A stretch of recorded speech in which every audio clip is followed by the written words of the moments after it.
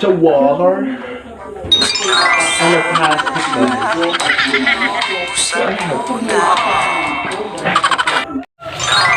hello.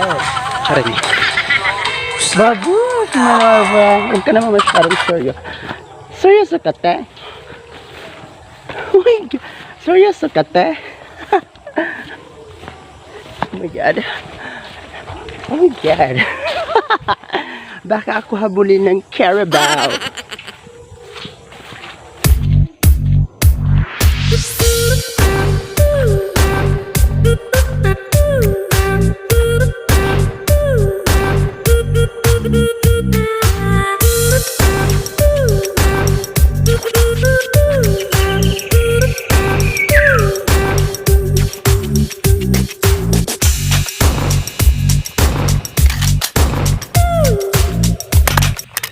So finally, I'm here.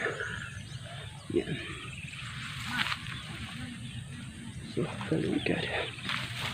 So ayan. Continuation tayo kasi hindi tayo natapos kahapon.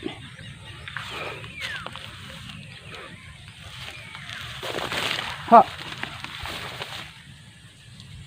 Sigang ko pa itong agihan tubig.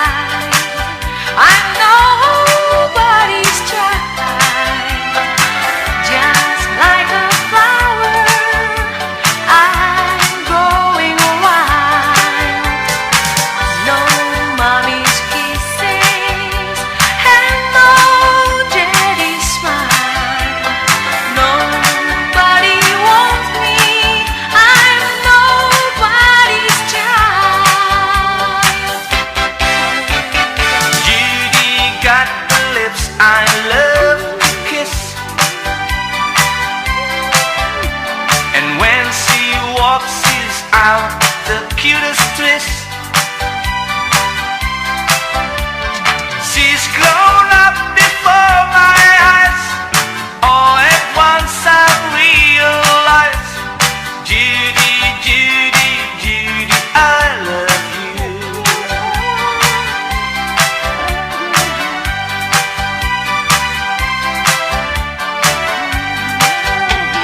Judy got the hands I love to touch. The way she wrinkles her nose is just too much. No more suit and white blue jean. All at once. Nay, halika muna. Halika. Dahil huli ka nang dumating, mayroon akong sasabihin sa'yo. Dito kalapit ka sa akin. Di nanay. Deb, Ang pinagkataon. siguro na pagtambak kayo ito treasure na. So ayan. Makinig ka sa akin, nanay. Ibigay mo muna yung pandinig mo sa akin. So, bali babalik ka doon kasi hindi ko na video yung pagdating, nakakaya naman sa'yo. Dumating ka lang dahil malapit na ako. Turun ka muna. Reflect.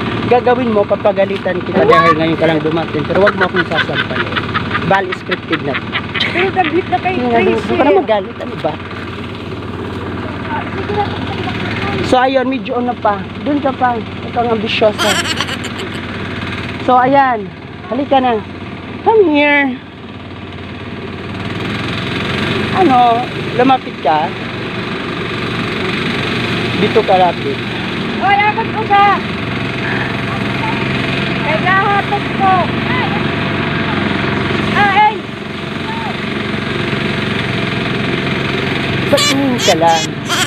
So, punta ka na doon. Tapos na ang role mo. Ganun na kasimple.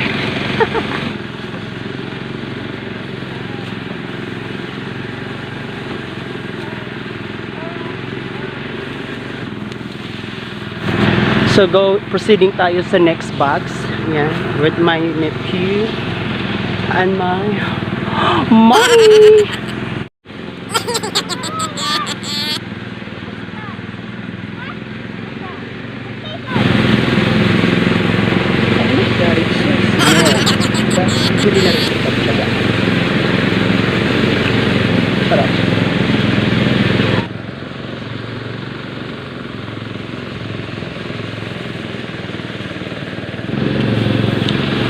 I miss everything.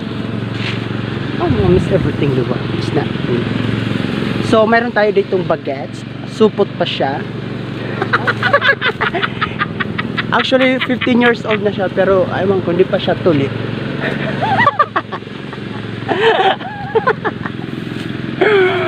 Pero natatawa kasi ako, pinapanood pala ako ng mga nag-treasure doon. Hindi nakatahiya. Oh my God, parang may kumunay dito, look. Look mga kapong kaos, parang pong may kumunay dito. So, yeah, that's it. So, mahirap maggapas kapag yung yung kahon ng palayan is medyo maputi siya kasi nahihirapan kang mapabilis ang trabaho mo kasi medyo ingat tayo kasi baka tayo ma-disgrash. So yung mga kapong kaos, inom muna tayo dahil medyo nauuhaw ako kasi maraming mahuugat na banana dito. Oh my God, sa likuran.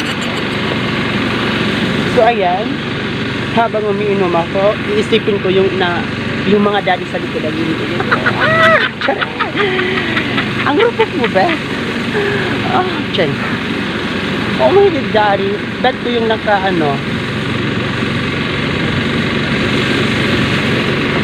yung naka-long sleeve na green. Oh my God, lagi siyang nakatingin sa akin. Maybe. Wow! Oh my God, nai-log siya sa lindog kong katuwa. Oh, how lang yan, minom na tayo. Parang nalalasap ko yung sarap, yung yung sarap. So, isang baso lang muna kasi tipid-tipid tayo. Hindi kasi namin nadala dito yung color na. So, I forget, I have brought a snack for me. This is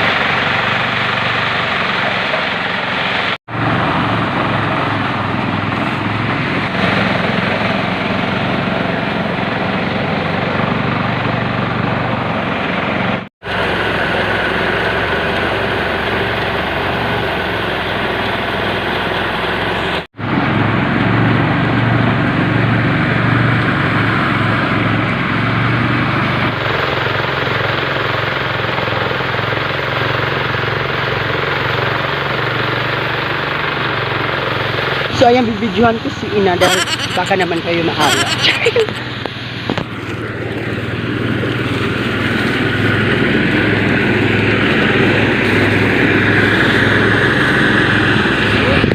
Sasamahan ko naman si Ina. Wala akong pakialam kung napapagod ka. Pareho lang tayo. Kung ano. Subali, magko-continue na ako sa paggagapas kasi nakatingin yung kapatid ko at baka ako batuhin ng itak. Oh wait, ipapakita ko lang din sa inyo yung aking pamangkin na nagmana sa kasipagan. He's just 10 years old. Sige, pagpatuloy mo lang, bibidyo ka. Para may maawa naman.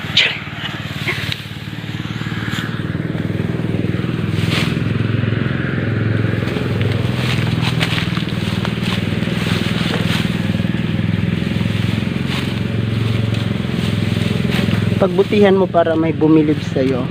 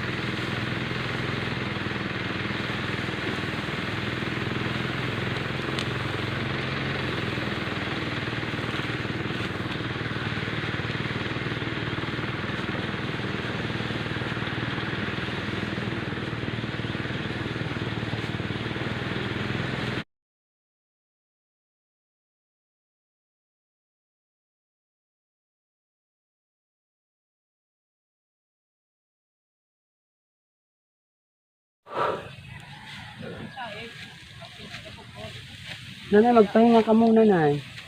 Magpahinga ka muna. Ano?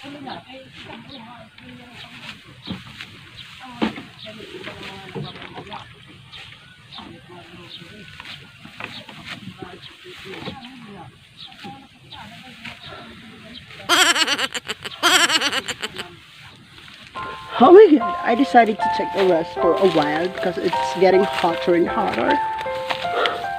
So maybe mamaya mga 5 PM matatapos na namin lahat ng kahon. Oh my god, it's so really hot. Napapasma yung utak ko. Charis. But anyway, I'm just enjoying this kind of life here in our farm. I got used to it because even when I was at my very young age, I think 6 years old, I've been doing this stuff already. And even before, sa kabila-kabilang mga palayan, sa iba't ibang asyenda na napapalibot sa aming kalupaan. Wow, char! During harvesting season. So me, my mother, my sister and brother, we used to, nagbibinta kami ng mga ulam yung binabalot lang sa cellophane. So, and then ice candy na inilalagay lang namin sa ice box. Malamang alam ko naman ilagay lang siya sa kalat. So, ayan, before umalis kami sa bahay 6 AM in the morning dahil malayo yung lalakarin namin sa kabilang mga rancho. So, ayun, yung ano naman namin before is minsan lang kami umano ng pera. We used to barter instead of money, yung palay na inaani nila yung halimbawa, yung isang supot ng ulam is 40 pesos. So, ayun, nababarter namin yun ng 6 na salmon ng palay. So, bali sa maghapon, nakakauwi kami ng mga 4 na sako yun. So, biruin maliit pa ako noon, nakakaya kong umano ng pero inaano lang namin siya, half of sack para halimbawa 6 kami lahat. So ayun, kung sino yung mas kayang kargahin yung mas maraming lagi sa sako, siya yung nakaano. yung nilalakad namin is 2 hours. And then another 2 hours pauwi naman. Oh my God, it's so nakakapagod lahat. Remembering just this, yung naisip ko lang how lucky I am. Napakaswerte ko at naranasan ko yung hirap na meron ang buhay. Because it's enabled me to establish myself, to have a good mindset, strong perseverance, determination, though maraming bagay yung dumadating na pagsubok sa atin.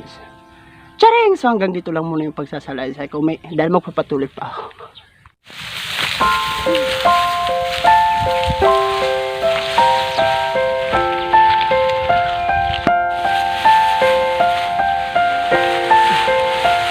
Ay! Manla buhay sa hirapan.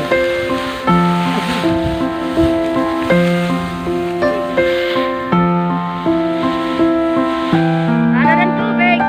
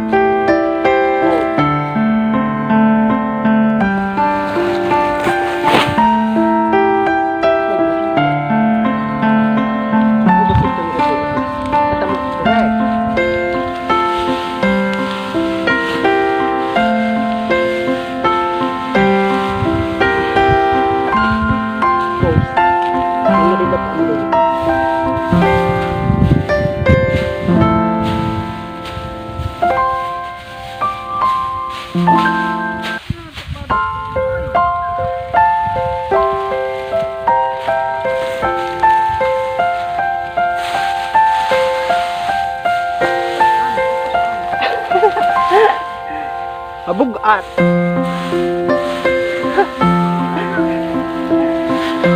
Desag di. Amo.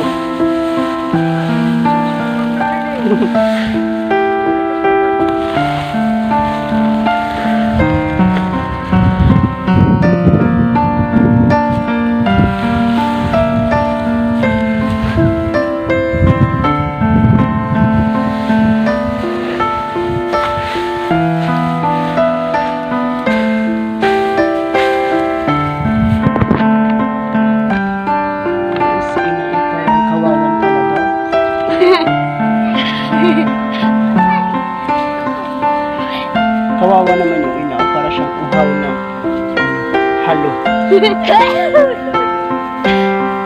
Andito kayo lahat mga children. Wala tayong pasok dito. Saring hello. Hello. Eh, Judy, ano princess? Judy. Hello.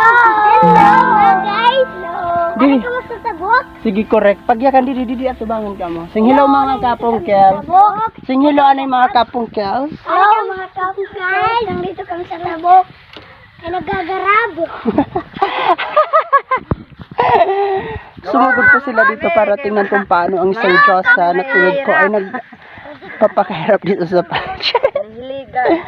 So later sila po yung magpupulot ng mga tira-tirang palay, yung mga nalalaglag habang naghahakot tayo at saka yung mga hindi masyadong nagapas. So ayan na natin sila. We've been there before naman. Carried on my words